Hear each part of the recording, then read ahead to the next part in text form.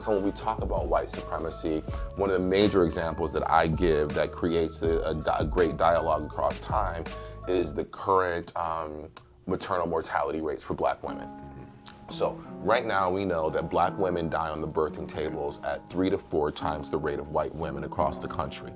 What we also know is that the father of modern gynecology, a man named Dr. Marion Sims, used to rent enslaved women in order to practice gynecological procedures on them without anesthesia, and to master his skills for his white patients. Wow.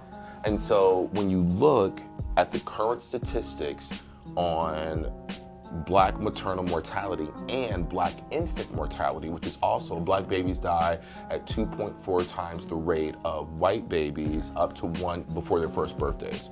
Wow. And research shows us that black babies are more likely to live if they're cared for by black doctors. That to me is the piece that demonstrates that this is all about systemic racism. Come back to the system, right? Come back right to the system. Literally, right back to the systems part. And so when you talk about white superiority ideology, white supremacy, right now one of the biggest pieces of evidence is in fact the black maternal mortality rate, because the history of gynecology is grounded in strong, heavy racism. And as a result, when black women are on the birthing tables and they're explaining their pain, it's not that the doctors are saying, no, I'm not listening to you. They're literally subconsciously thinking that this woman has the capacity to bear more than others.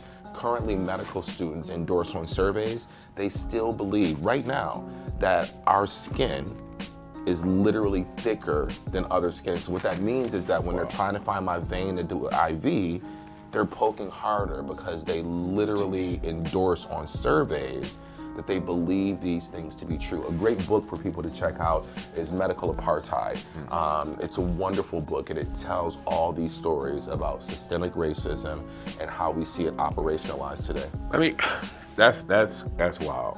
I've heard and know, familiar with the fact that they think that we can bear more pain. Yeah. But when you show how it trickles down to just the simplest, and think about how many black people we know are afraid of needles.